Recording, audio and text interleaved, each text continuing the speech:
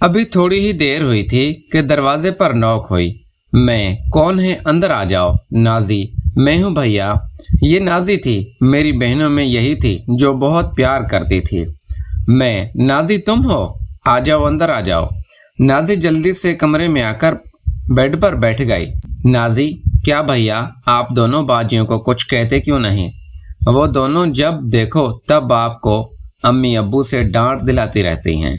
मैं, उनको छोड़ दो, तुम ये बताओ अभी मेरे पास क्यों आई हो? नाजी, नींद नहीं आ रही थी भैया, इसीलिए सोचा थोड़ा आपसे बात ही कर लूं। मैं, अच्छा किया जो चली आई तुम, मुझे भी अभी अभी नींद नहीं आ रही थी। और बताओ क्या चल रहा है आजकल? नाजी, सब ठीक चल रहा है भैया। मैं, और पढ़ाई कैसे चल रही है तुम्हारी? नाजी, वो भी बहुत बढ़िया चल रही है भैया।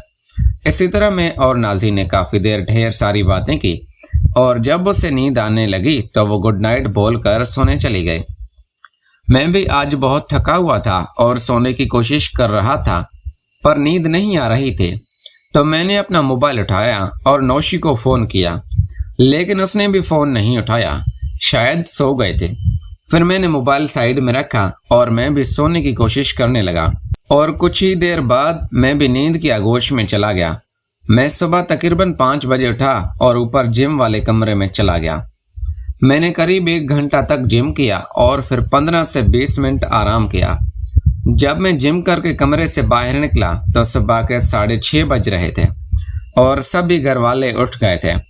जब मैं जिम करके बाहर निकला तो महनूर बाजी ऊपर छत पर टहल रही थी। उन्होंने रोज़ की तरह एक नाइटी पहनी हुई थी। मैं इनको लगातार घूरता रहा। ऐसा नहीं था कि बाजी पहली बार नाइटी पहनकर मेरे सामने आई थी। दोनों बहनें रात में हमेशा नाइटी ही पहनती थी और सुबह नहाने के बाद ही उससे बदलती थी। सुबह उठने से लेकर नहाने तक वो मेरे सामने नाइटी में ही रहती थी, लेकिन मेरे लिए ये आम बात थी। मेरे मन में उन दोनों के लिए भी कोई गलीज सोच नहीं आई थी, लेकिन कल दोस्तों के साथ हुई बातचीत और मोबाइल पर घरेलू कहानियां देखी थी और फिर रही सही कसर नौशी ने यह कहकर पूरी कर दी थी कि उसकी सहेली का बॉयफ्रेंड अपनी बहन से ही अपनी मनपसंद काम करता है। यह सब बातों के बाद मेरा अपनी बहनों के लिए ये नज़रिया थोड़ा बदलने लगा था और यही वजह थी कि आज मैंने अपनी सबसे बड़ी बहन, जिसकी शादी हो चुकी थी और एक 2 साल का बच्चा भी था, उसको बदनज़र से देखने लगा। कुछ देर तक वो छत पर टहलती रही और मैं उसको देखता रहा। जब काफ़ी देर बाद मैंने वहाँ से नज़र हटाकर उसके चेहरे की तरफ देखा तो वो मुझे गौर से देख रही थी, जिसे देखकर मैं चौंक पड़ा और अपनी नज़र उनसे हटा ली। महनूर बाजी, विकी तेरी नज़र कहाँ थी? मैं, कहीं भी तो नहीं बाजी, मैं तो आप ही को देख रहा था। महनूर बाजी, मुझे देख रहा था कि कुछ और देख रहा था? गुस्से में मैं, नहीं बाजी, मैं तो आप ही को देख रहा था। महनूर बाजी ने चौंक के मुझे देख लिया था, इसीलिए मेरे बहानों का उन पर कोई असर नहीं हो रहा था।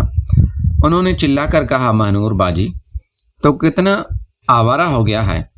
बाहर तक तो फिर भी ठीक था, लेकिन अब तो इतना शैतान हो गया है कि अपनी बहन को भी बद नज़र से देखने लगा है। रुक जा, अभी पापा को बताती हूँ तेरे ये करतूत। मैं, नहीं बाजी, मैं सच कह रहा हूँ। आप घूम रही थी तो मैं आपको देख रहा था, बस और कुछ नहीं। मानूर भाजी, मैं सब जानती हूँ, मैं तेरी रग रग से वाकिफ़ हूँ। तू क्या देख रहा था ये मुझसे छुपा नहीं है। मैं अभी अब्बू को सब बताती हूँ। जब मैंने देखा कि मेरी किसी बात पर बाजी को भरोसा नहीं हो रहा है और वो अब्बू को बताकर ही मानेगी, तो मैंने सॉरी मांग ली, अपनी भलाई समझी। उनके पाँव पकड़े कर, प्लीज़ बाजी अब्बू को मत बताना। मैनूर भाजी, क्यों ना बताऊं, तूने हरकत ही ऐसी की है। मैं अब्बू को बताकर ही रहूँगी। मैं, सॉरी बाजी, गलती हो गई। जो मैंने उससे देखा आप आगे से ऐसी गलती नहीं होगी। मैं लगभग रोने वाला हो गया था। शायद बाजी को मेरे ऊपर तरस आ गया था। तो उन्होंने कहा, मैनूर बाजी ठीक है, ये पहली और आखिरी बार है जो मैंने तुझे माफ़ किया है, लेकिन आगे से तो उसने ऐसी कोई भी हरकत की तो मैं अब्बू को बताने में देर नहीं करूँगी और इतना कहकर वो वहाँ से नीचे चली गई। मैं उन्हें जाते हुए देख रहा था।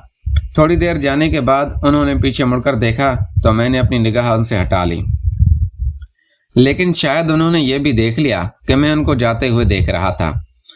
तो उन्होंने गुस्से से कहा, मैनूर बाजी, तू अपनी हरकतों से बाज नहीं आएगा ना? रुक, अब तो अब्बू को बताकर ही रहूँगी।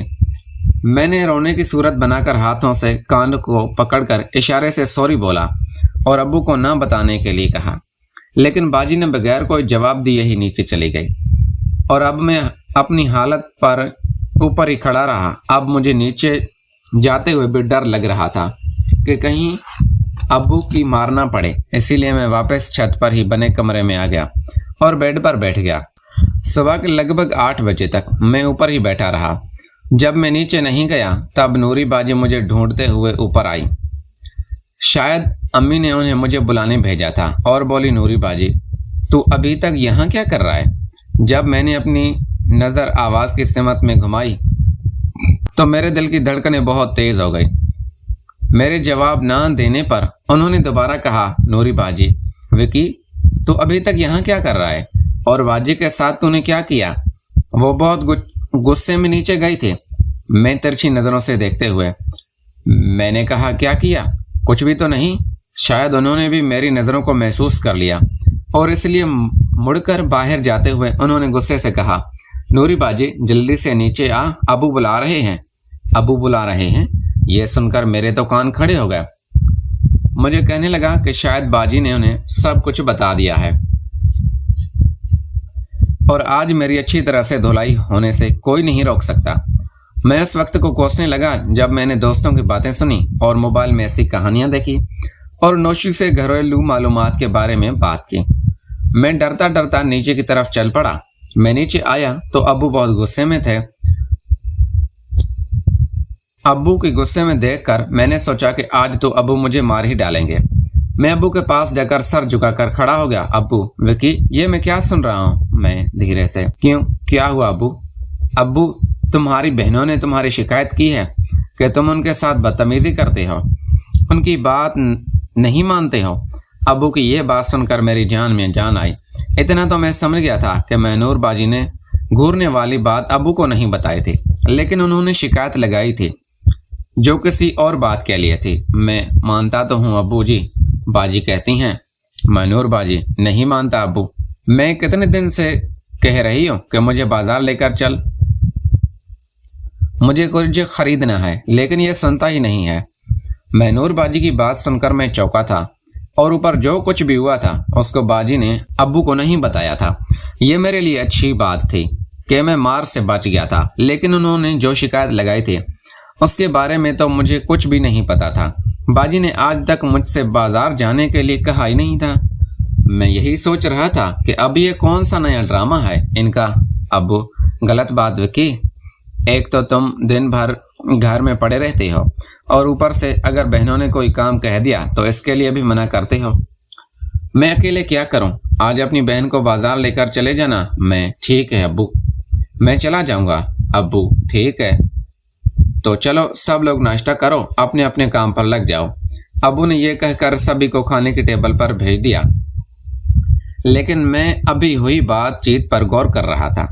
मैं मैनूर बाजी का मन ही मन में शुक्रिया अदा कर रहा था।